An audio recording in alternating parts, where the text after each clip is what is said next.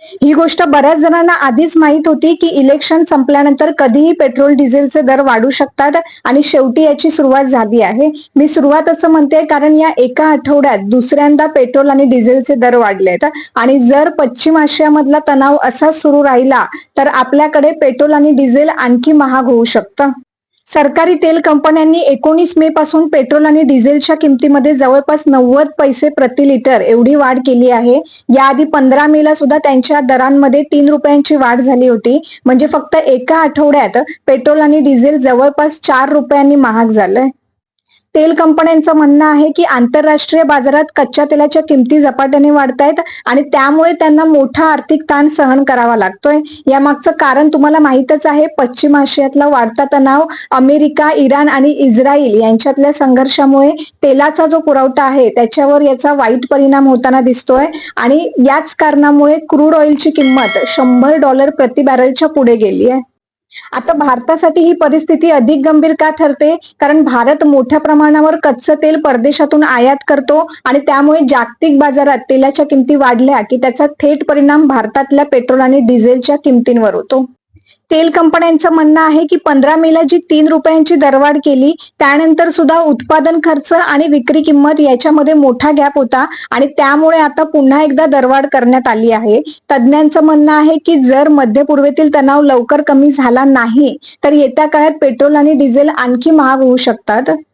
आता देशातल्या काही प्रमुख शहरांमध्ये सध्याचे दर काय आहेत ते पाहूया. सुरुवात करूया मुंबईपासून. मुंबईमध्ये पेट्रोल 107 रुपये 59 पैसे तर डिझेल 94 रुपये 80 पैसे प्रति लिटर आहे. दिल्लीमध्ये पेट्रोलची किंमत 98 रुपये 64 पैसे प्रति लिटर असून डिझेल 91 रुपये 58 पैसे प्रति लिटर आहे. कोलकातामध्ये पेट्रोल 109 रुपये 70 पैसे आणि डिझेल 96 रुपये 7 पैसे प्रति लिटर आहे. तर चेन्नईमध्ये पेट्रोल 104 रुपये 49 पैसे आणि डिझेल 96 रुपये 11 पैसे प्रति लिटर आहे. बघा, पेट्रोल आणि डिझेलच्या किमती वाढल्या की फक्त वाहन चालवणाऱ्यांचाच खर्च वाढतो असं नाही. याचा परिणाम आपल्या संपूर्ण अर्थव्यवस्थेवर पडतो. सगळ्यात आधी माल वाहतुकीचा खर्च वाढतो. ट्रक आणि इतर व्यावसायिक वाहनांची भाडेवाढ झाल्यामुळे भाजीपाला, फळं, किराणा आणि दैनंदिन वापराच्या वस्तू महाग होऊ शकतात. शेतीच्या खर्चावरही याचा परिणाम होतो कारण ट्रॅक्टर, पंप आणि अनेक शेतीची यंत्रे डिझेलवर चालतात. याशिवाय बस, रिक्षा आणि इतर सार्वजनिक वाहतुकीचं भाडंही वाढण्याची शक्यता असते. म्हणजेच पेट्रोल डिझेलच्या दरवाढीचा परिणाम शेवटी काय होतो? सामान्य नागरिकांच्या खिशावरच होतो.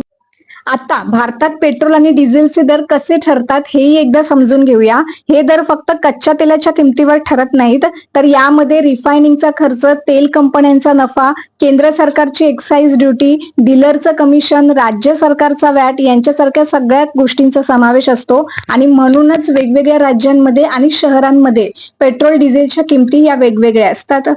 विशेष गोष्ट म्हणजे 2024च्या मार्च महिन्यापासून पेट्रोल डिझेलचे दर जवळपास स्थिर होते आणि लोकसभा निवडणुकांपूर्वी सरकारने 2 रुपये प्रति लिटरची कपातही केली होती. पण आता जागतिक बाजारातली परिस्थिती बदलत असल्यामुळे कंपन्यांनी पुन्हा दरवाढ करायला सुरुवात केली आहे आणि जर क्रूड ऑइलच्या किमती अशाच वाढत राहिल्या तर येत्या काळात पेट्रोल डिझेल आणखी महाग होऊ शकतं आणि त्यामुळे महागाई वाढण्याची शक्यता सुद्धा आहे. म्हणजेच पुढील काही दिवसात तुमच्या घरगुती बजेटवर याचा डायरेक्ट परिणाम होऊ शकतो.